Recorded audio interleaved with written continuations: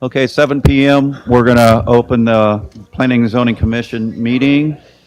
Lauren, can you do a roll call, please? Yep. Tim Erb and Seth Everett are absent. Rest of the Okay. commission is present. So we do have quorum. Okay. Any comments from our guests tonight?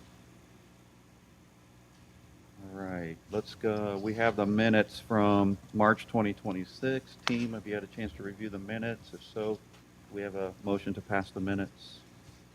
I'll make the motion. I'll, I'll second. All in favor, say aye. Aye.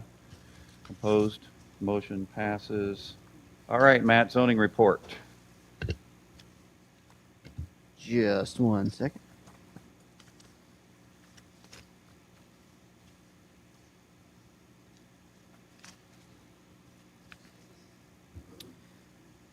All right. As of right now, the parcel total for Miller Farm is all pretty much the same. Haven't been a whole lot of new permits coming through, but I have a feeling that's about to change.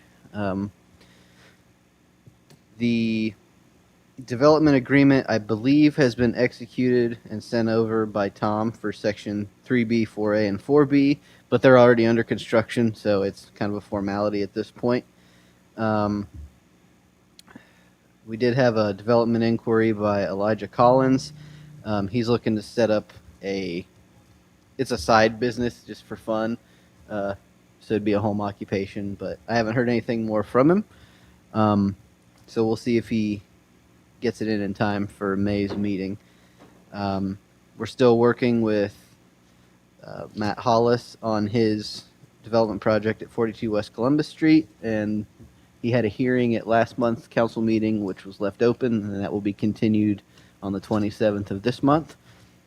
Other than that, there's just a breakdown of all the permits that were issued last month, and I think every one of those was Miller Farm related, so nothing too out of the ordinary there.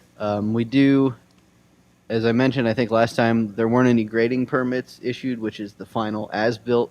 The reason being is we've instituted a temporary grading permit so that with all the rain and mud, basically the final grades can't get done without screwing up the lot more than it already is. So we gave them temporary grading, and then when the weather gets a little nicer and it's drier, they'll be able to finish the lots and get their final grading permit then. So when I give final grading for those lots, they'll actually already be moved in and closed and everything else. So other than that, not much to report on my end for this month. Thanks, Matt. Can I bring you back to 475 North Walnut? First of all, where is that? Is it up closer to Route 3? Yes, it is. I'm trying to think how many houses before. 3 or 4 houses before you get to Sambuca. Oh, I know where it is. I just Yeah. got a picture. So how is that zoned up there?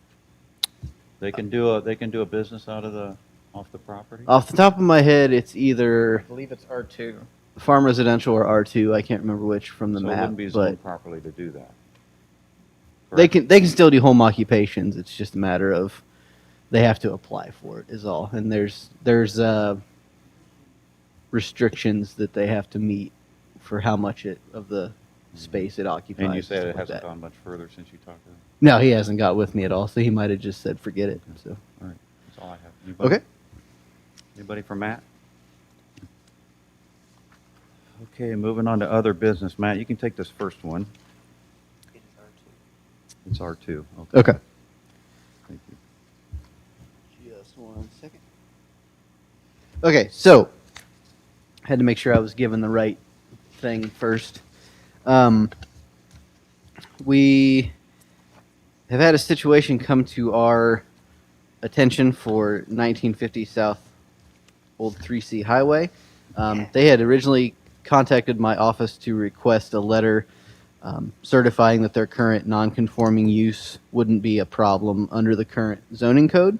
Former Mayor Hopper also, he provided me with some additional background information regarding how our current zoning code came to be. And then I also discussed the issue with Sunbury City Planner and Zoning Officer to get their take on the situation as well. Basically, the issue is that the current version of the zoning code does not list residential as a permitted use in the planned commercial and office district. This conflict impacts multiple property owners around the village. Practically speaking, this can create financing issues when property owners decide to sell. Based upon the information provided by Mayor Hopper and the city of Sunbury, it's my recommendation that the village of Galena add the attached non-conforming use language to its zoning code. Per the attached language, this will solve the previously mentioned issue for owners who wish to sell their properties while still allowing the Planning and Zoning Commission to have a say on any change of use or modification of those impacted properties in the future. I passed around this sheets with the sample language, and I'm not going to be shy enough to say this is lifted straight out of Sunbury's zoning code and changed to fit our names. A couple other small tweaks, but it basically solves everything we need to solve for this problem. And so the properties in question, obviously 1950 South Old 3C Highway. There's a property on Holmes Street that is also zoned planned commercial and office district. All of the houses on Front Street in the downtown, as well as going up West Street and a couple others, all have this zoning classification. So this will blanket solve all those discrepancies for the future. And then if somebody wants to turn it into a bed and breakfast or something, they'd still have to come in here and get a conditional use for that. So no big worries on any sneaky apartments or anything like that. So are you saying that the properties now, if they actually want to put a business in there, they could be conditional use? Mm-hmm. Correct? Yes. And could they live there and put a business in there? That would be what we'd call a home occupation. So if they meet the right conditions, they could, but it would still be in specific situations like this, it would still be a conditional use because they're changing the use of the building that's already existing, if that makes sense. So say, let's just take 1950 South Old C3 for an example. It's been a single family home for many, many years. If somebody buys it and all of a sudden they decide they want to run a law office out of it or something, they would have to, even though it is planned commercial and office, they still would have to come and get approval because they're changing the use of the property. Okay, perfect. Same with if they decide they want to add a bedroom to it or something, some significant alteration, they'd also have to get that approved. And what's the impact with the sewage? Do they become commercial at that point? There shouldn't be much of an impact. Obviously, there would be some if there's, for some reason, a lot more usage. But since these are all single-family homes, I doubt the volume will change too much. So you're saying restaurant versus just a low-impact business? Right.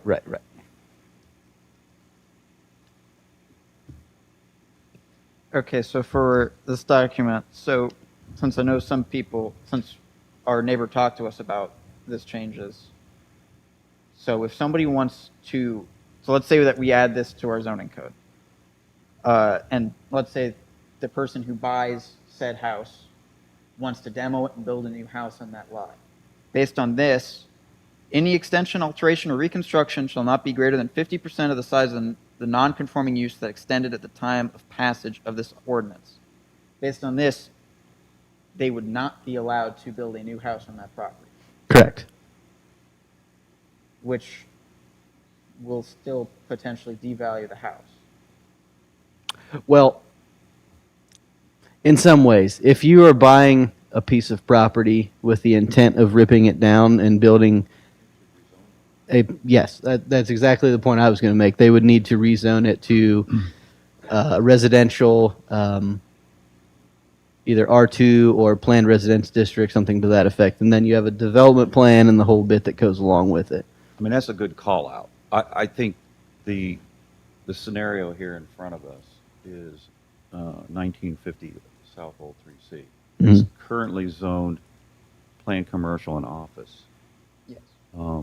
According to our zoning, there's no conditional use to allow residential access or property on that zoning. Is that what we're talking about, Matt? Matt's going to go get something here. So I think that's what we're trying to solve. Your call out made me think about the demo language that we just passed. Yeah. That we don't want to override that. It should be pointed back to that demo language if there's any kind of demolition. And if they want to move it completely from planned commercial to residential, they would request a rezoning of the property, right? That's how I would look at it. But the value of the property is more if it's commercial and residential. Yes. Yeah, that's what Zach's getting at. Then they Yes. just leave it So that way. in the 9501 code, there is a section that specifically specifies single-family residences as a permitted use that has been removed in the 21 code. So in section J of Article, I think it's 14, of Article 14 of this code, What year? this is the 95 amended in 01 code. So this was the previous code. Section J, single-family residence, provided the same contain at least 1,000, it's basically, as long as it is a 1,450 square foot living area as the minimum square foot.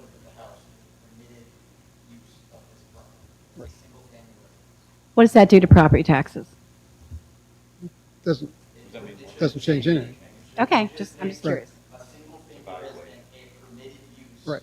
Under our, Right. what we consider our normal square footage requirement. for Right. single-family residence. Okay. Because your 21 code does not allow residential use. What's your name? Tom Hopper, 275 Harrison Street.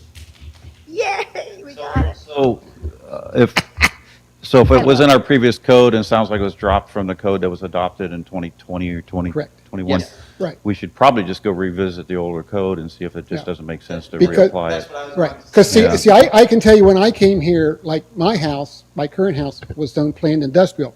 We were a non-conforming use. The first thing we did when I told somebody what this meant, because I was having trouble with banks, we put a clause in that allowed, even in the industrial area, that an existing residential use could be modified, added onto, replaced or anything. And see, I think what Zach's pointing out is that your language doesn't allow replacement. So in 24, if the tornado had taken any of these houses, you're out of luck. Correct. And the banks understand that. So I can tell you, I've had trouble getting financing in the past being a non-conforming use. Because the bank says, well, we're not protected in case something happens. In other words, you can get your insurance money, but you can't rebuild your house, so we're not protected. So that's why we went back and rezoned the planned industrial areas on Holmes Street and Harrison Street to planned residential so that we were all not non-conforming uses. The new code just made everybody downtown and other properties into non-conforming uses. Yeah. So you this do not wouldn't- want to be a this would not non-conforming be a use if bad you don't thing have to be. add to our code, but it does not fix this specific issue. Correct. My So we need suggestion a- would be we'd have Matt go back and review this code against our previous Right. code and just, validate. Maybe we Right. just bring in the old code and bring it back in. Right, because Yeah. do you really want to make it that you can't replace it if the house is, like, if the house burns down or the tornado takes it, do you really want to say, we're sorry, you can't rebuild, you have to get rezoned, or we're not going to allow you to I was rebuild just your gonna house? say, I don't believe that's what the intent of the language is supposed to be. Yeah, I was just thinking that we need to, even just to this, we need to add a provision for natural disaster or something to that Right, effect. well, see, or you can even put in, like we used to have, if you look in the old plan industrial, it said you could replace, and stuff like, of an existing use, you could replace it. Because that would solve your problem that if it were burned down or destroyed in a tornado, you don't want to tell somebody, sorry, you can't rebuild, you got to rezone, Yeah. which takes months. That's not what you want Right. to tell somebody, sorry about your house, but now you got to spend 6 months rezoning. So, and this particular thing affects all your nicest housing downtown, and I don't think that's what anybody's intention was. It's an unintended consequence when the new code got done. It Yes. wasn't Yeah. anybody's intention to do that, it's just an unintended consequence. So for reference, in Article 18 of our current 21 code, under planned commercial for 1805 prohibited uses, no use not specifically authorized by the expressed terms of this article of the zoning ordinance shall be permitted. and single-family residence is not specifically listed as one of the And permitted uses. And I pointed this out at the council meeting when we were discussing the potential sale of the 1792 house. And everybody was saying, oh, well, we'll sell it so they can use it either way. And I go, your new code doesn't allow either or. It has to be commercial or it has to be residential, because that's how the new code is written. It can't be an either or. In the old days, planned commercial was an either or district. Now it's not. Okay. Fair enough. Okay? Thank you. All right. Any more on that? I think we got some direction on that. Thank you. Okay. I sent out an email to the zoning commission on April 1st. I received a call and an email from Morgan Aleshouse from Executive Assistant Neuropath Investigations. And they would like us to consider putting into our zoning code language that would prevent a situation that happened to the family of Megan Kellerman. Let me just read what was sent to us. It says, hello, our firm represents the family of Megan Kellerman of Stowe, Ohio. We are writing to respectfully request your municipality's consideration for adopting proposed ordinance known as Megan's Way Out. The attached documents outline the purpose and need for this ordinance, which originated following the senseless murder of Megan Kellerman in Stowe, Ohio. In the wake of this tragedy, her family has committed themselves to meaningful change to help prevent similar acts of violence and to provide practical safeguards within our communities. Several municipalities have been already placed Megan's Way Out on their agendas for consideration, and some have passed it into their ordinances. While efforts are underway to pursue broader state-level legislation, those channels are understandably slow-moving. In the meantime, local adoption has proven to be most immediate and effective way to implement these protections. What this is about is apparently Megan Kellerman was at a fast food drive-through, and the way a lot of those drive-throughs are built, you go into the drive-through lane and there's no way out. And she was in a situation where she couldn't get out of a situation. She got, murdered. We don't have that. We don't have any of that in Galena, right? We don't have any plans to have a fast food restaurant in Galena. But sometimes you just gotta pull together as a broader community and support each other. I just felt that this might be one of those things that we'd want to do as a zoning commission. So I'm proposing, we're not going to do this tonight, but I'm proposing that we have Matt put some language together that we can review, that we could add to our zoning code, into the commercial, industrial pieces of our code, and just accommodate this for the purposes of just showing solidarity with this group. So you'll see that come across. We're not making any decisions on either of these things tonight. At some point, we'll have the language that we feel comfortable with. We'll have an open hearing. We'll do the process that we have to do. But I just wanted to put that in front of you. I don't know if there's any comments from anybody on that. You should have your package. Actually, I'm from that area, Yeah. and it's very compact. Yeah. And the expressway and everything is very short off and on because it was built in the 1950s. So a lot of the area is very compact and difficult sometimes to drive through. That's probably part of the problem. And we'll probably never have that situation in terms of builders in Galena, but I told them that I'd bring it forward tonight. That's a great idea. Yeah. So, And so basically, the way I have it set up is we would have Ken take a look at their ordinance language that they provided. It should only need a couple of modifications to really fit into our system. Just a couple of wording things, no big deal. And then we would add basically one more clause in our general development standards and say, any drive-through establishment must comply with the provisions of Megan's Way Out per ordinance, whatever it is, and then put that ordinance as an appendix in the zoning code so they can reference it. Like the mayor said, we don't have any of those. There's no plans for any of those, but if they ever happen, then they got to build a certain way. That's all. any questions about that? Okay, think great. I that's guess we'll great. move forward with that. I don't have anything else. Michelle, do you have anything? Zach? I do not. All right. Next meeting is scheduled for May 20th at 7 PM. Do we have a motion to adjourn? I'll make the motion. Do we have a second? I'll second. All in favor, say aye. Aye. We are adjourned at 7:20. Thank you all.